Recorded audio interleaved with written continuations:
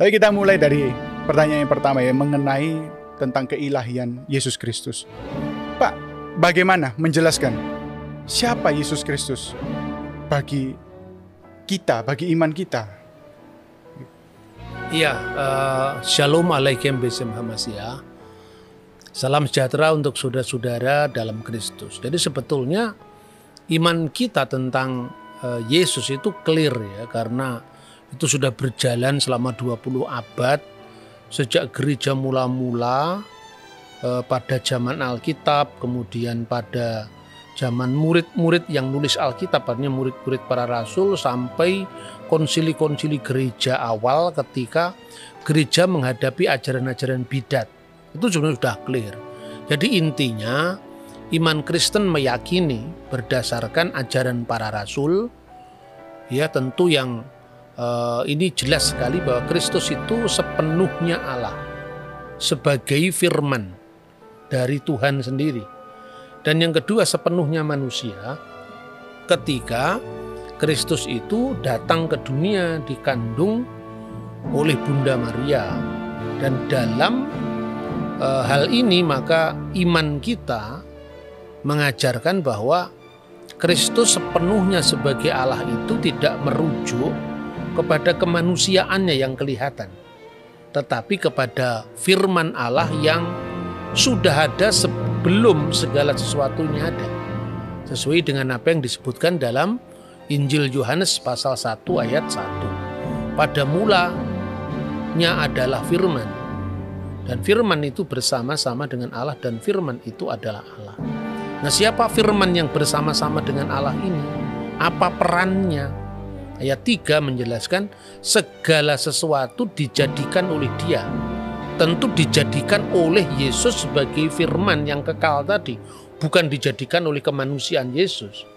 Ya, dan tanpa Dia, tanpa firman Allah itu tidak ada sesuatu pun yang jadi dari segala yang telah dijadikan. Nah, itulah yang di dalam bahasa teologi disebut praeksistensi putra Allah. Jadi Yesus sudah ada sebelum segala sesuatu ada, karena Dia firman Allah. Allah menciptakan dengan firman-Nya, dan tidak mungkin kalau firman itu ada kemudian setelah Allah. Nah, sebetulnya disebut firman di sini bukan sekedar kata-kata verbal, ya. Firman di sini sebetulnya bahasa aslinya itu logos. Logos itulah yang menjadi bahasa kita logik, logikos, logika. Jadi firman itu sesungguhnya adalah kemahasabdaan Tuhan. Jadi sabda atau firman itu tidak hanya berarti kata-kata verbal atau efek atau akibat dari kata-kata. Kalau akibat dari kata-kata alam semesta ini, langit, bumi, laut seisinya ini kan diciptakan oleh firman Allah. Jadilah terang, maka terang itu jadi. Jadi itu efek dari firman tadi. Tetapi Yesus itu firman itu sendiri. Nah, jadi dengan demikian tidak mungkin kalau firman Allah itu tidak kekal. Karena kalau firman Allah tidak kekal berarti ada waktu di mana Allah sebagai the existent, sebagai wujud sudah ada, firman-Nya belum ada. Berarti kan pernah ada waktu di mana Allah tidak punya firman, dan itu tidak masuk akal kan. Nah, ketika firman itu menjadi manusia, Dia dikandung oleh perawan Maria tanpa campur tangan seorang laki-laki. Artinya bahwa Yesus itu sepenuhnya manusia. Jadi jangan orang salah paham, Tuhan kok lapar, Tuhan kok haus, Tuhan kok dicobai. Yang dicobai, yang haus, bahkan yang mati, itu bukan keilahiannya. Maka dalam Alkitab disebutkan sangat jelas sekali, Dia yang dibunuh dalam keadaannya sebagai manusia. Karena firman sendiri benar-benar menjadi manusia, bukan setengah manusia. Firman itu telah menjadi manusia dan tinggal di antara kita. Dan kita telah melihat kemuliaannya, yaitu kemuliaan yang diberikan kepadanya sebagai anak tunggal Bapa, penuh kasih karunia dan kebenaran. Ini saya kira clear sekali. Maka ketika gereja menghadapi ajaran sesat Arius, ya, ketika gereja menghadapi ajaran sesat Arius yang mengatakan bahwa pernah ada waktu di mana anak Allah itu tidak ada. Gereja langsung berkumpul. Nah waktu itu kan belum ada perpecahan ya, gereja itu masih. Tahun berapa Pak? Tahun 325. Jadi waktu itu belum ada aliran-aliran gereja, belum ada perpecahan gereja. Karena perpecahan gereja itu baru terjadi tahun 451. Jadi waktu itu yang namanya gereja itu ya semua gereja Katolik dan semua gereja Ortodok. Artinya apa? Bukan Katolik sebagai institusi yang sekarang ini berpisah dengan gereja Ortodok atau Ortodok yang berpisah dengan Katolik, tidak. Tapi sifat gereja yang adalah universal. Artinya berlaku bagi semua bangsa, berlaku bagi semua kaum, itu arti katoolon, gereja yang bersifat Katolik. Begitu setiap gereja itu bersifat Ortodok.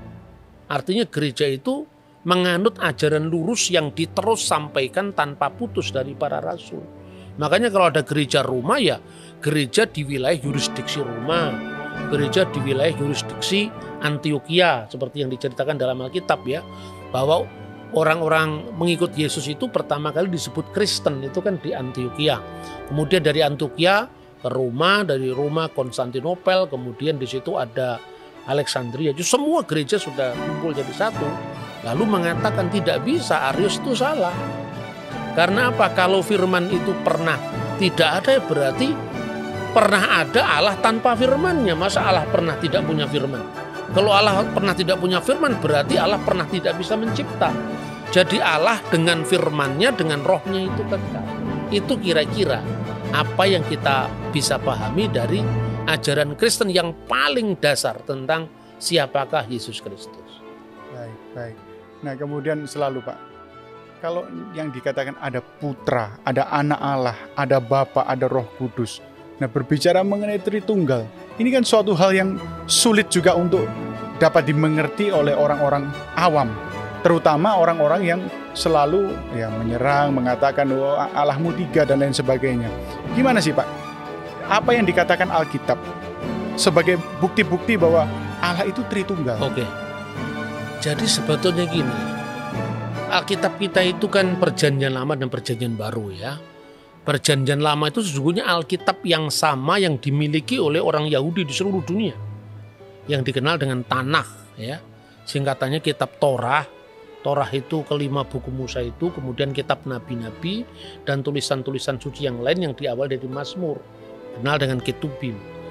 Makanya Yesus mengatakan seperti yang tertulis tentang anak manusia dalam kitab Taurat Musa, dalam kitab nabi-nabi dan dalam Mazmur. Karena Mazmur itu dalam sistematik kuno itu buku pertama dari Ketubim, yaitu tulisan-tulisan lain selain Nebiim dan Torah. Nah itu Taurat yang sama. Jadi baru yang kedua itu perjanjian baru.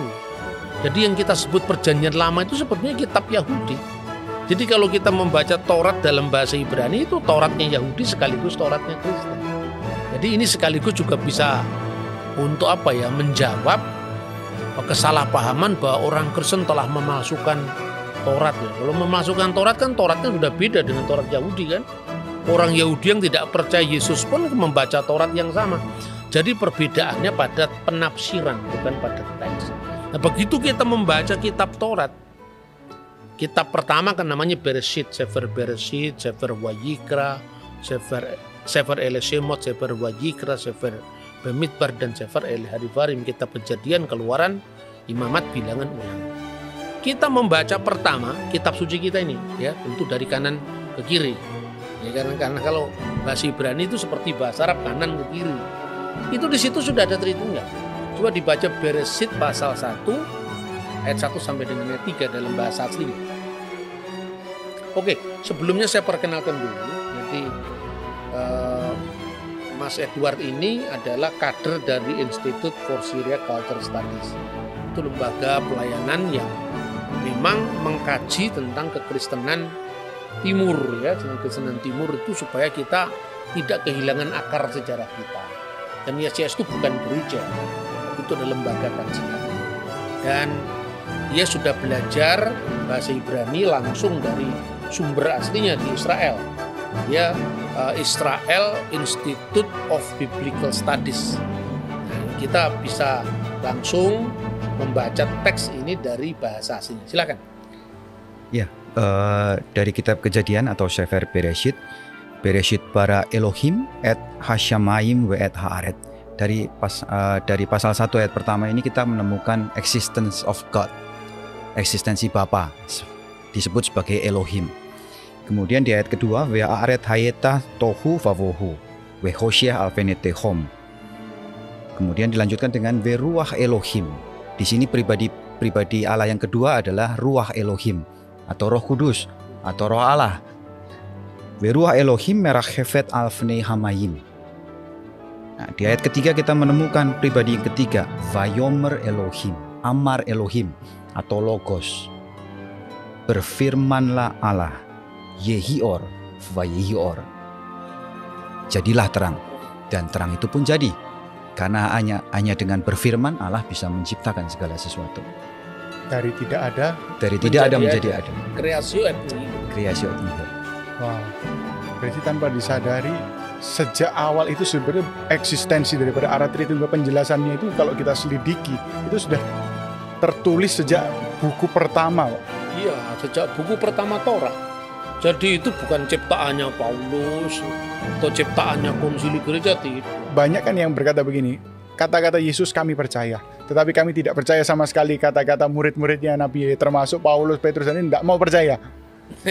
Ini kan banyak yang seperti itu. Itu orang yang bersifat ahistoris. Jadi misalnya ya orang nuduh bahwa Paulus itu telah memalsu Taurat. Mana yang dipalsukan Paulus? Dia nggak bisa menunjukkan. Misalnya ya kalau Paulus mengatakan Yesus itu dijadikan Tuhan, bukan Paulus yang ngomong begitu. Karena Yohanes kan bukan Paulus. Justru yang menekankan aspek keilahian Kristus secara bahasa yang sangat clear itu Yohanes. Firman itu bersama-sama dengan Allah dan firman itu adalah Allah. Di Paulus malah tidak clear, artinya memang Paulus sedang tidak berbicara tentang doktrin itu, tapi Yohanes clear sekali. Dan ada satu hal lagi yang menarik dari 3 ayat pertama ini secara gramatikal adalah kata bara. Bara itu secara gramatikal adalah kata yang dipakai untuk orang ketiga tunggal laki-laki. Jadi he created, dia telah menciptakan. Tapi subjeknya Elohim itu adalah subjek plural. Jamak keagungan. Jamak pluralis ya, majestaticus. Jadi dari kalimat pertama dalam kitab Kejadian ini sudah membuktikan bahwa ini irregular. Ini bukan sesuatu yang biasa-biasa. Elohim yang dalam gramatikal jamak, tapi pakai katanya bara. Bisa dijelaskan lagi, Pak? Yang lebih sederhana. Kita okay. Sama-sama. Jadi kalau di bahasa Ibrani itu ada gender kata. Ada gender kata, terus siapa yang berbuat itu bisa dilihat dari verbanya. Nah, bara itu, saya bikin gampangnya adalah bara itu adalah orang ketiga tunggal laki-laki. Jadi kalau perempuan nggak boleh pakai bara. Kalau mereka nggak boleh pakai bara. Bara itu hanya untuk dia laki-laki.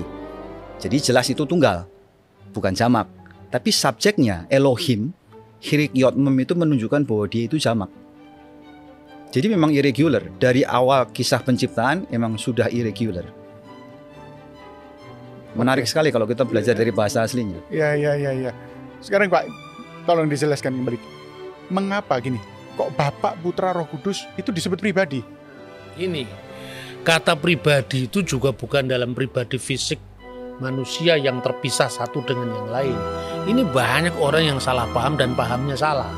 Diulang-ulang sepanjang zaman. Kadang-kadang orang mengartikan kata pribadi, yaitu persona. Dalam bahasa Latin persona. Itu diartikan pribadi dalam makna psychological personality. Jadi pribadi dalam makna psikologis. Ya, pribadi dalam makna psikologis itu satu pribadi hanya bisa dimiliki oleh satu substansi. Pribadi saya satu, substansi saya artinya keberadaan saya juga satu.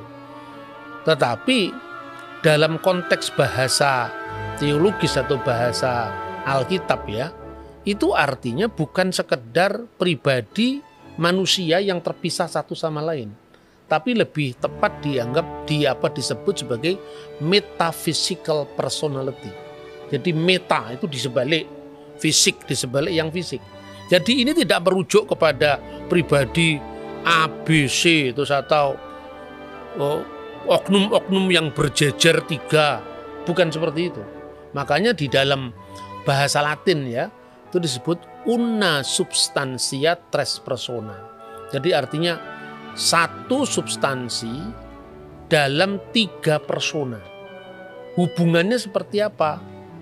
Diskresi non separati. Bisa dibedakan tetapi tidak bisa dipisahkan.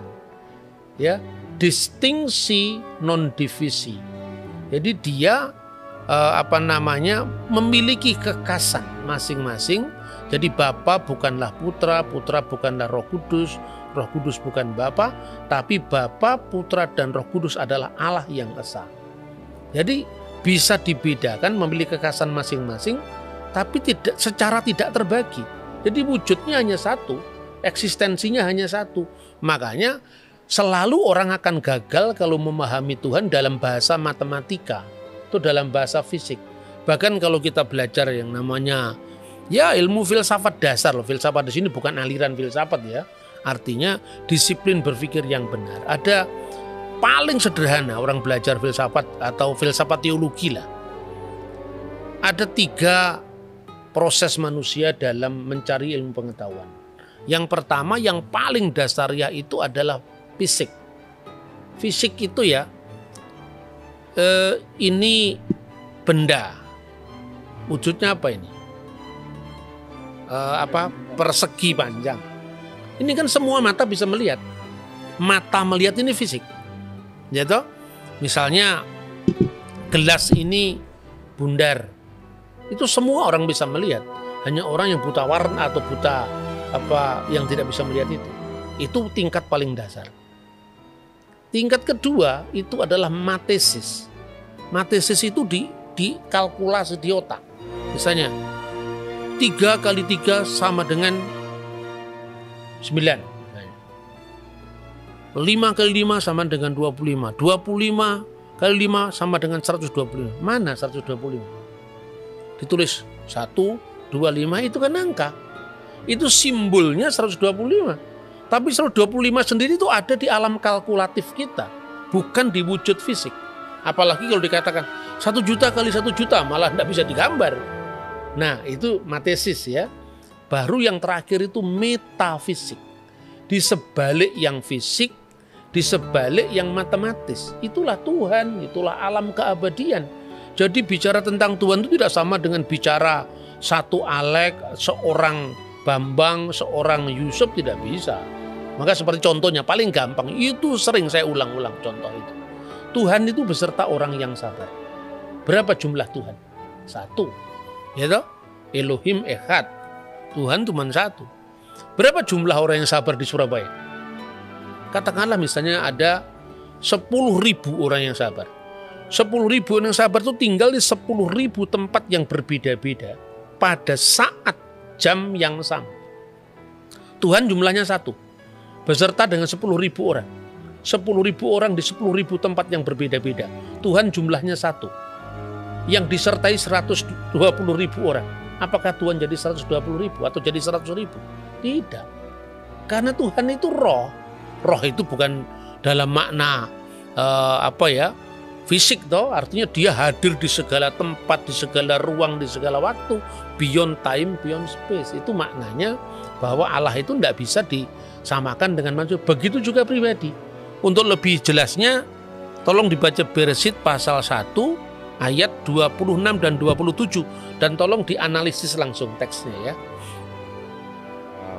Kejadian 1 ayat 26 dan 27 ini tentang penciptaan manusia. Sangat menarik. Vayomer Elohim naase Adam betsal menu kitmutenu veyirdu pitgat hayam vehaof hasyamayim uva behema uve kol haaretz uve kol haremes al haaretz. Jadi ayat ini dimulai dengan berfirmanlah Allah. Tapi dikatakan naase. Naaseh itu secara gramatikal Ibrani yang nggak ketemu di bahasa lain, mereka punya namanya volitive system. Jadi kalau kita berbicara kepada orang kedua itu namanya imperatif. Tapi kalau kita berbicara pada orang pertama, strong will dari orang pertama itu namanya kohortatif. Strong will dari orang ketiga namanya jasif. Memang agak rumit kalau kita belajar, tapi kita mesti harus belajar sampai ke situ. Nah, naaseh itu adalah volitive system untuk orang pertama jamak. Artinya kita.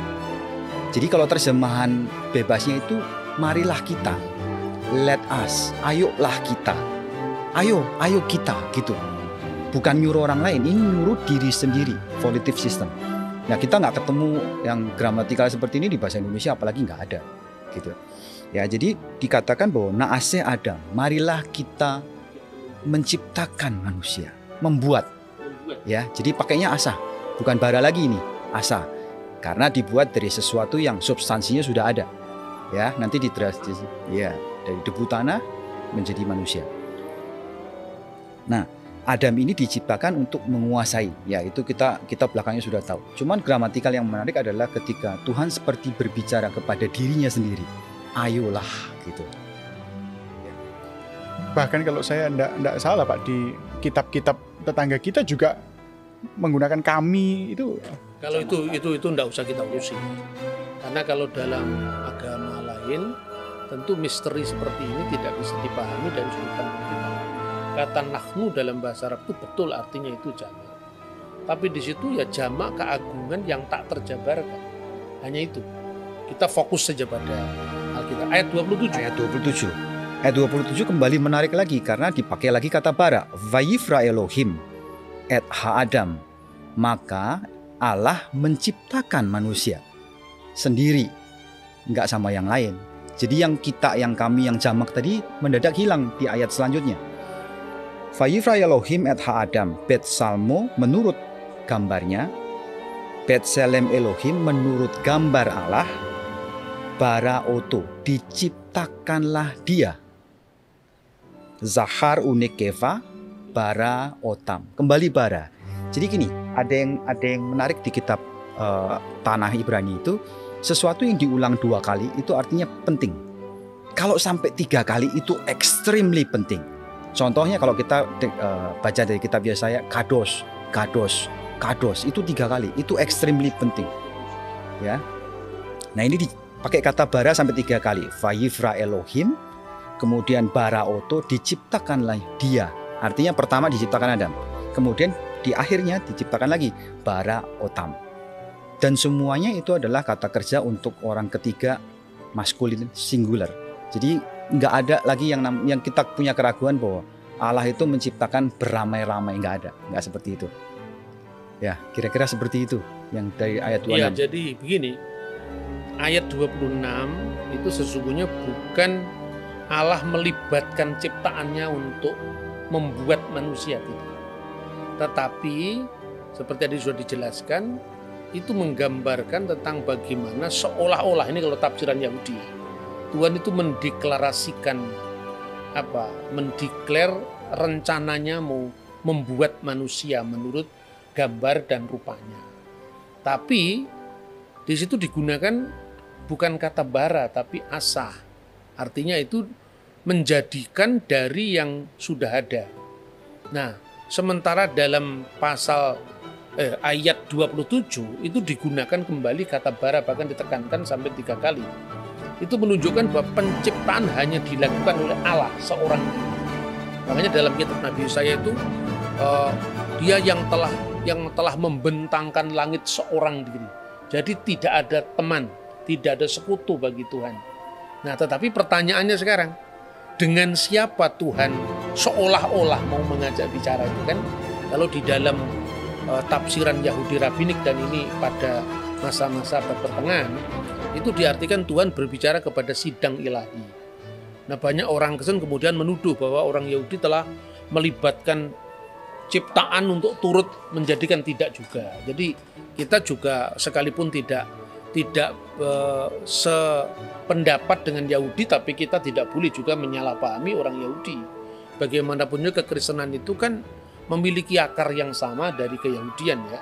Hanya kekristenan itu dulu kan salah satu dari bagaimana cara orang Yahudi memahami misteri Tuhan itu. Dan orang-orang Kristen itu adalah orang-orang Yahudi dulunya yang memahami bahwa Allah itu sudah menggenapi janjinya lewat Yesus Kristus. Makanya kalau dalam iman Kristen itu bukan dipahami sebagai sidang ilahi seolah-olah Tuhan itu mengajak malaikatnya untuk menyaksikan, ya, menyaksikan bukan turut mencipta, sebab di dalam ayat 27 jelas-jelas kata bara hanya diterapkan bagi Allah. Tetapi yang menarik begini, tafsiran Yudaisme bahwa kita di situ artinya apakah itu sidang ilahi atau bukan, itu bukan tafsiran tunggal. Kita bisa melihat misalnya seorang filosof Yahudi, dia lahir tahun 20 sebelum Masehi dan meninggal tahun 50 setelah Masehi. Dia mengatakan begini dalam tafsirannya itu, bahwa kata kita di sini merujuk bukan kepada malaikat, tapi kepada logos. Karena dia nulis dalam bahasa Yunani, ya. Logos itu firman. Jadi Tuhan berbicara dengan dirinya sendiri dengan firman-Nya. Dan tafsiran semacam itu juga ada dalam literatur Yahudi yang lain, ya. Misalnya di dalam Targum. Targum itu terjemahan dalam bahasa Aram dari kitab suci Perjanjian Lama. Misalnya di dalam Targum Yerusalem itu dikatakan ubara mimra di alaha yat Adam, ya, maka telah diciptakan oleh firman Allah, yaitu mimra. Adam itu bedemuteh menurut gambarnya, dan bedemut min kedem Allah, dan menurut gambar dari dia yang bersama-sama dengan Allah diciptakanlah manusia itu laki-laki dan perempuan. Perhatikan. Wow, dia yang bersama-sama dengan Allah. Ingat apa kita? Yohanes 1 ayat 1. Pada mulanya adalah firman, dan firman itu bersama-sama dengan Allah, dan firman itu adalah Allah. Di Targum ini dikatakan, ya, bahwa mimra Allah, artinya firman Allah telah menciptakan Adam itu menurut gambarnya, dan menurut gambar dari dia yang bersama-sama dengan Allah telah diciptakan manusia itu laki-laki dan perempuan. Telah diciptakan dia baik laki-laki maupun perempuan. Jadi artinya tidak benar kalau dikatakan Yohanes pasal 1 ayat 1 itu himnon neoplatonis, itu tidak betul. Itu dari Yudaisme sendiri. Nah itulah makanya kira-kira menutup dari sesi kita ini, ya. Kira-kira disimpulkan apa? Ketika orang Yahudi, dan kita sangat respect karena itu, ya, saudara dalam Taurat, ya, saudara satu Taurat, artinya Taurat kita kan satu, kan, meskipun tafsirannya beda. Bahwa orang Yahudi kemudian menolak bahwa mimra itu adalah Yesus, itu kan soal tafsir. Tetapi bahwa orang Kristen memaknai mimra itu adalah praeksistensi Yesus, artinya Yesus sebelum datang ke dunia, itu juga tafsir orang Kristen. Dan tafsir orang Kristen itu menurut kita orang Kristen bukan sekedar tafsir bebas, apalagi terjun bebas. Itu tafsir yang dibimbing oleh Roh Suci melalui saksi-saksi sejarah. Kalau dulu orang Yahudi selalu mengidentikan iman mereka dengan bapa-bapa leluhur, sekarang orang Kristen bapa leluhurnya ya para rasul, muridnya para rasul. Karena tidak semua orang Kristen Yahudi. Ada orang Kristen yang berasal dari Yehudim, ya, jemaat Yerusalem. Ada orang Kristen yang berasal dari Goyim, jemaat Antioquia, Roma, Alexandria. Dan pada zaman Mesias menurut ajaran iman bapak-bapak gereja, antara Goyim dan Yehudim itu disatukan dalam satu payung. Makanya nanti kita mengenal, aku percaya akan satu gereja yang kudus, yang yang rasuli. Itu terjemahan dari kata Katolik dan rasuli. Nah, jadi pertanyaannya, boleh-boleh saja orang menafsir itu sidang ilahi. Tidak salah. Secara gramatika tadi tidak salah, kan? Karena kita tidak pernah tafsir Yahudi, tidak pernah melibatkan malaikat untuk diajak rame-rame menciptakan. Tidak salah. Tapi pertanyaannya kira-kira lebih detail lagi. Makanya orang Kristen memahami ada kata pribadi yang berbeda tapi tidak terpisah, yang punya kekasan tapi tak terbagi, itu latar belakangnya. Pertanyaannya gini, ketika Tuhan menciptakan manusia, sidang ilahi dari para malaikat kan, itu kan sudah ada. Terus kemudian Tuhan mendeklar kepada para malaikat, hei saksikan, baiklah kita, ya. Tuhan bicara kepada dirinya kalau menurut gramatika itu, membuat manusia, na'aseh, menurut gambar dan rupa kita. Itu kan malaikatnya sudah ada. Nah pertanyaannya sekarang, sebelum malaikat diciptakan, ketika Tuhan menciptakan malaikat, Tuhan menciptakan aras atau menciptakan Metatron, ya Tronos, takhta ilahi, takhta sekinah dan seterusnya. Tuhan menciptakan langit dan bumi, Tuhan menciptakan alam semesta, dan waktu itu malaikat juga belum ada. Lalu Tuhan ngomong sama siapa? Jadi Tritunggal itu pendalaman dari apa yang tadi ditafsirkan oleh para rabi tadi. Ya, ini Tuhan bicara sama sidang ilahi dengan malaikat. Itu kan malaikatnya sudah ada. Nah, sebelum malaikat belum ada, sebelum malaikat itu ada, Tuhan terus bicara sama siapa? Yang lebih masuk akal, Tuhan berbicara dengan dirinya sendiri. Dan itulah Tuhan berbicara dengan firman-Nya dan roh-Nya. Itulah sebabnya kita percaya dengan Tritunggal Maha Kudus. Itu ilmu tinggi ini. Gitu? Saya kira itu. Karena kalau zaman dulu kita bertanya terus kemudian orang tua kita tidak bisa menjawab, kan bahasanya gini, sudah percaya saja. Tapi ternyata kalau digali itu menjadi suatu hal yang menarik, Pak, untuk dipelajari dan untuk dimengerti, sehingga segala sesuatu itu kita ada dasar. Percaya itu ada dasarnya. Demikian, menarik bukan? Pertanyaan yang pertama, mengapa Yesus disebut Tuhan? Bukankah dia ini, banyak orang bilang, hanya seorang nabi? Shalom. Nabi itu menurut agama apa dulu? Pertanyaannya gitu. Kalau nabi menurut agama Islam misalnya ya, seorang yang menerima wahyu Tuhan tidak wajib menyampaikannya kepada umat. Kalau Rasul, seorang menerima wahyu dan wajib menyampaikannya kepada umat. Itu kan Islam. Di dalam Kristen, nabi itu berkaitan dengan kata pengkabar atau pelihat. Jadi nabi itu sesuatu yang memiliki nubuat untuk masa depan yang belum terjadi, makanya disebut dalam bahasa Yunani prophetes. Jadi dalam iman Yahudi dan iman Kristen definisinya beda. Nah, makanya Yesus itu hanya nabi. Kenapa disebut Tuhan? Bertanya harus diurai dulu makna nabi itu apa, gitu. Tidak boleh kita kemudian memaksakan definisi kita kepada orang lain. Nah, ketika saudara Muslim mengatakan bahwa Isa itu Rasulullah, Musa itu Rasulullah, tiba-tiba lihat Paulus Rasul, ini Rasul palsu ini. Istilahnya sama tapi pemanaannya beda. Dalam ajaran Yahudi dan Kristen itu Musa tidak pernah disebut Rasul, tetapi Nabi. Gitu. Abraham disebut Nabi, tetapi tidak pernah disebut Rasul. Rasul itu bahasa Ibrani saliyah, bahasa Aramnya salika, artinya utusan, kongregasi. Dan Yesus disebut Rasul juga dalam Ibrani pasal 3 ayat 1, tapi maknanya Rasul di situ adalah utusan Tuhan dalam sakramen penebusan dosa. Seperti imam besar dulu adalah utusan Tuhan yang mewakili 12 suku Israel, diasisteni oleh 70 tua-tua kan itu kan. Maka pola ini persis diteruskan oleh Perjanjian Baru.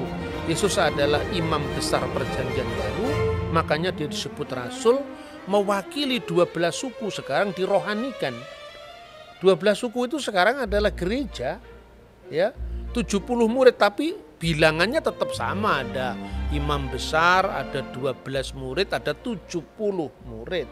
Itu kan gambaran Yudaisme tentang imam besar yang menjadi utusan mewakili 12 suku, biasanya imam Lewi kan. Kemudian ada 70 tua-tua, ya, itu yang tercatat di sana. Itu jadi Yesus itu nabi juga, tapi nabi dalam makna yang berbeda dengan nabi Islam, gitu loh. Dan nabi tidak dipertentangkan dengan ketuhanannya, karena jabatan imam besar itu ada jabatan Mesias, atau sang Mesias itu imam, nabi, raja.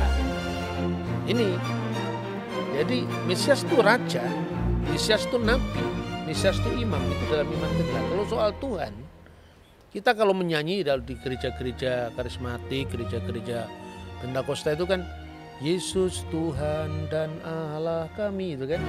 Jadi dalam hal ini Yesus adalah God sekaligus Lord. Saksi Yehova percaya Yesus itu Lord, Tuhan, tapi nggak percaya Yesus itu God. Karena apa? Dia masih rancu dalam memahami Yohanes pasal 1 ayat 1. Jadi Yesus disebut Allah itu bukan kemanusiaannya itu adalah Allah, tidak. Tapi praeksistensi. Sebelum firman menjadi daging, firman itu sudah ada dan firman itu adalah Allah. Jadi dalam wujud ilahinya, dalam kodrat ilahinya firman itu adalah Allah. Kemanusiaannya tentu baru ada telah dilahirkan Bunda Maria kan. Nah, dalam tugas kemesiasannya itu, maka Yesus disebut Tuhan. Tuhan itu Lord. Dari mana teksnya? Kalau kita membaca misalnya di dalam Injil Markus ya, pasal 12 ayat 29 dan seterusnya, itu jelas ketika Yesus ditanya hukum apa yang paling utama dari segala hukum yang ada. Misvah Harishona. Itu yang pertama, Shema Yisrael Adonai Elohenu Adonai Echad. Shema Yisrael Adonai Elohenu Adonai Echad. Dengarkanlah wahai Israel, Tuhan Allah kita, Tuhan itu esa. Itu yang menunjuk kepada Godhead, keilahian, divine of Jesus Christ. Tapi kalau kita membaca ayat-ayat selanjutnya, misalnya di dalam pasal 12 mulai dari ayat 30 berapa ini? 37 38 ya. Pada suatu kali ketika Yesus mengajar di Bait Allah, ia berkata, bagaimana ahli-ahli Taurat dapat mengatakan bahwa Mesias adalah anak Daud?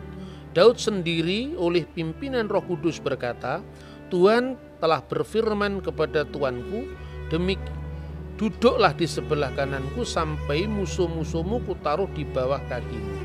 Daud sendiri menyebut dia tuannya. Bagaimana mungkin ia anaknya pula? Orang yang besar jumlahnya mendengarkan dia dengan penuh minat. Jadi Yesus itu anak Daud, betul, secara daging. Makanya Injil Matius diawali dari inilah silsilah Yesus Kristus, the book generation, ya, Sefer Toledot Yeshua HaMasiah. Buku generasi, buku silsilah Yesus Kristus ben David, anaknya Daud ben Abraham. Jadi secara daging dia anaknya Daud karena dia keturunan Daud. Itulah yang merujuk pada kemanusiaan Yesus Kristus. Makanya orang banyak itu kan kaget. Loh, katanya di Mazmur kan dikatakan dia adalah Tuan, Adoni, Tuanku. Bagaimana dia disebut tuannya Daud sekaligus anaknya Daud? Coba kita baca Mazmur ya, Tehillim 110, kita baca di sana. Ayat 1 dulu. Ya, Mazmur Mesianik, betul. Le David Mismor Neum Adonai Ladoni Sef Lemini Ad Asid Oyefeha Hadom Relak Leha, menjadi tumpuan kakimu.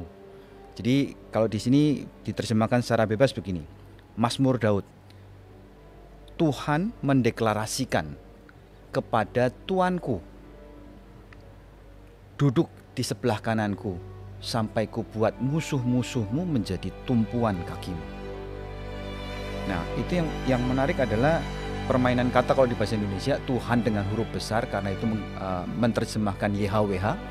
Sedangkan yang satu adalah Ladoni, Tuan, benar-benar Tuan. Nah, Tuhan itu Tuan di atas segala Tuan. Gitu. Nah, yang menarik di sini yang ayat keempat kali ya Pak. Ini tentang keimaman. Nisba Adonai, velo yinachem, ata kohen leolam, al dibarti Malkisedek. Jadi Tuhan bersumpah dan dia tidak menyesal. Engkau adalah imam. Imam tapi menurut apa? Imam yang kekal menurut perkataan Melkisedek. Nah, itu keimamannya Yesus, bukan imam berarti dalam dia harus keturunan Lewi, bukan. Tapi dia adalah imam menurut Melkisedek. Makanya tadi disebut ada tiga matra atau tiga aspek dalam gelar Mesia, yaitu raja pertama ya. Makanya disebutkan di situ firman Tuhan, Nium Hashem Laduni, kepada Tuanku. Nah, dalam bahasa Indonesia tadi betul dikatakan Mas Tuan bahwa kalau Anda membaca bukunya Muhammad Yamin, Kamus Melayu abad 18-19 itu Tuan segala Tuan, itu Tuhan. Jadi huruf H di sini menekankan ketuanan di atas ketuanan. Jadi penguasa segala penguasa. Dalam makna ini Yesus disebut Tuhan. Duduklah kamu di sebelah kananku. Apa konteksnya? Bukan berarti ada dua kursi, terus Allah di sebelah kiri, Yesus di sebelah kanan. Bukan seperti itu. Itu artinya apa? Ruang Maha Kudus, tempat Sekinah ilahi, artinya kehadiran ilahi, itu sebelah kanannya adalah istana Daud. Jadi artinya bahwa Mesias itu akan menjadi raja kekal menurut dinasti Daud selama-lamanya. Maka duduklah kamu seflimini, duduklah kamu di sebelah yamin, sebelah kananku selama-lamanya. Itu aspek kerajaan ya. Pada saat orang Majus membawa persembahan itu ada tiga: emas, kemenyan, mur. Emas itu kerajaan, menyimbolkan tentang raja.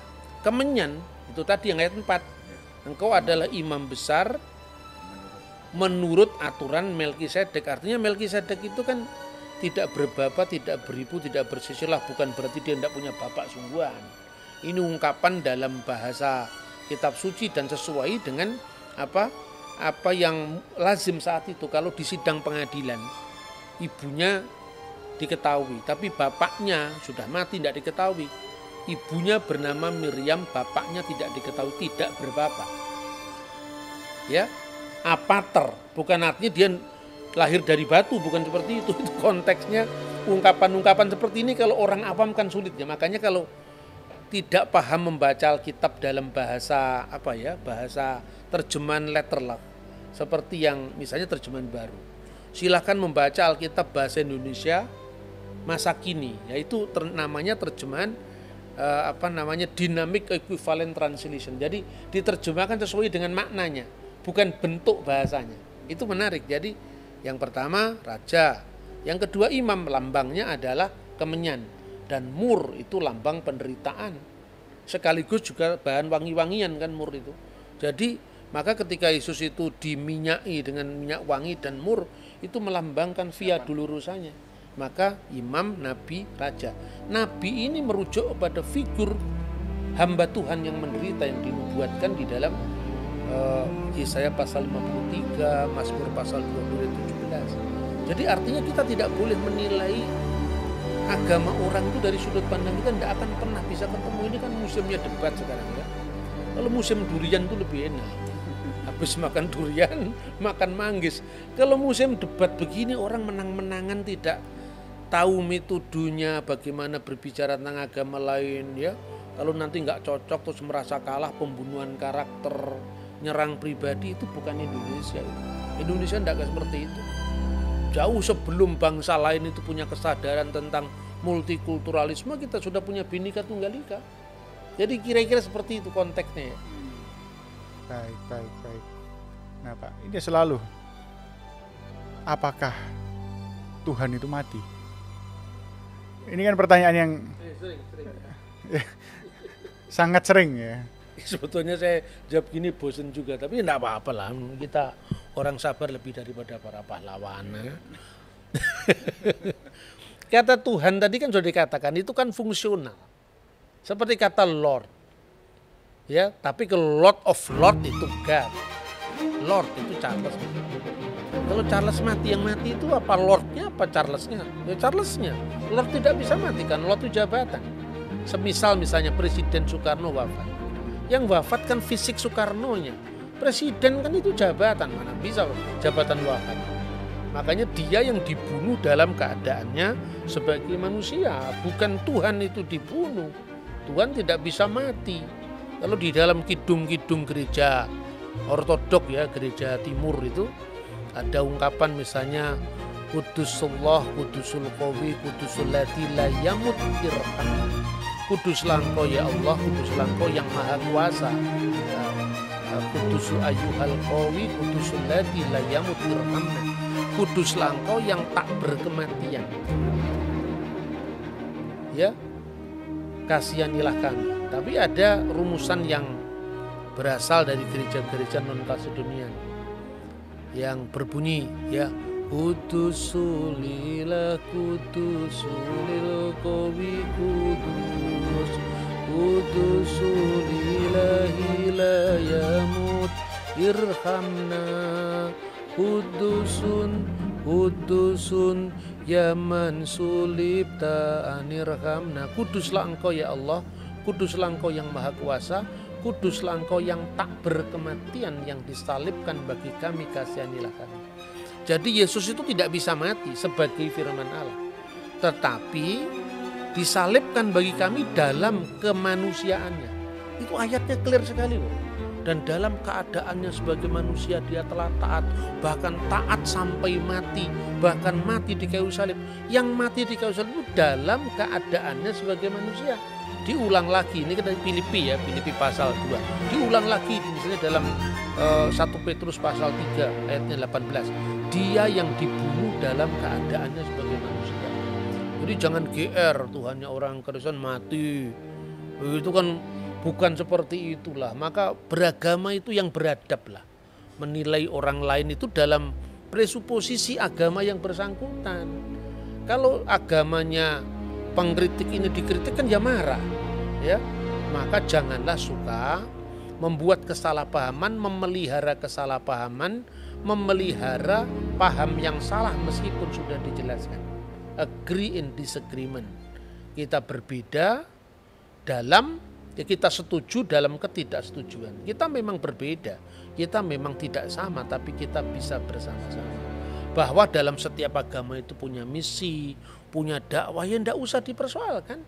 Kalau di Kristen misalnya Rasul Paulus pernah mengatakan, celakalah saya kalau saya tidak memberitakan Injil. Celakalah aku apabila aku tidak memberitakan Injil. Kemudian apa harus diselamatkan? Wah, Kristen itu hati-hati. Itu agama yang suka mempengaruhi orang lain. Setiap agama kan mempengaruhi orang lain. Lihat dulu Nusantara ini Hindu Buddha dengan kejayaannya Majapahit itu. Kemudian karena dakwahnya para wali, kemudian menjadi Islam. Ya sekarang kalau misalnya ada orang Islam menjadi Kristen, ya biarkan saja lah, itu kan hak asasi manusia. Tidak perlu harus ada gerakan anti pemurtadan. Murtad dan tidak murtad tergantung dari pihak mana kita melihat kan. Marilah kita berspiritualitas yang berbhinneka tunggal ika. Berbeda-beda tetapi satu, tidak usah usil dengan orang lain, apalagi itu orang yang agamanya sungguh berbeda dengan dia, tidak bisa dipahami menurut dia. Itu saya kira ya, semoga ini bisa mencerahkan. Pak, ini yang terakhir, ayat-ayat mana yang membuktikan atau menyebutkan bahwa Yesus itu adalah Tuhan? Ya tentu banyak sekali. Misalnya Kisah Rasul pasal 2 ayat 36. Karena Allah telah menjadikan Yesus yang kamu salibkan sebagai Tuhan dan Kristus. Tapi sekali lagi, ini kata Tuhan ini maknanya Lord. Nah, Adonai, tetap pemilik, pemelihara, ya, fungsional. Kalau itu perlu ditambahkan, jangan hanya mengatakan pertanyaan Yesus di mana disebut Tuhan, tapi di mana Yesus disebut Allah. Dalam Yohanes 1:1, firman itu bersama-sama dengan Allah dan firman itu adalah Allah.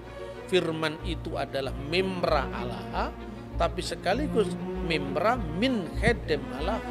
Firman yang itu adalah bersama-sama dengan Allah, min hedem Allah, sekaligus firman itu adalah Allah sendiri.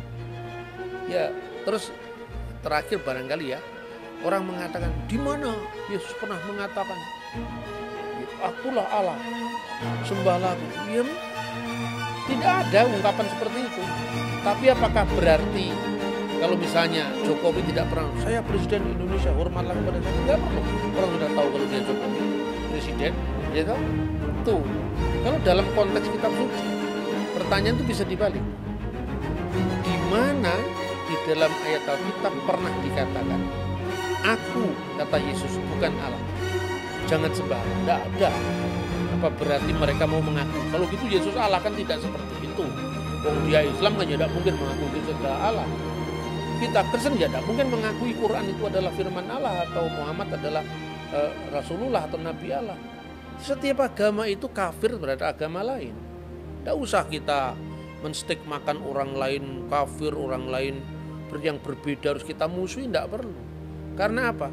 Kita ini sama-sama kafir sekaligus sama-sama beriman. Kita beriman kepada yang kita imani toh. Kita beriman pada Yesus. Tapi bagi orang Muslim kan nggak beriman pada Yesus, berarti kafir terhadap Yesus. Kan gitu kan? Kita percaya kepada Alkitab. Yang lain nggak percaya kepada Alkitab. Kamu kafir terhadap Alkitab, tapi kamu beriman pada bedamu. Kamu beriman pada tipita kamu, kan gitu.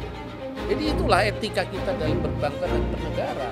Tidak boleh kita memaksakan ruang privat kita ke ruang publik, kemudian orang lain harus sama dengan kita dan diukur dari kita. Tidak bisa.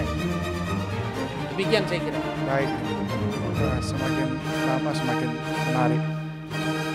Oke, demikianlah bincang-bincang kita mengenai ketuhanan daripada Yesus Kristus.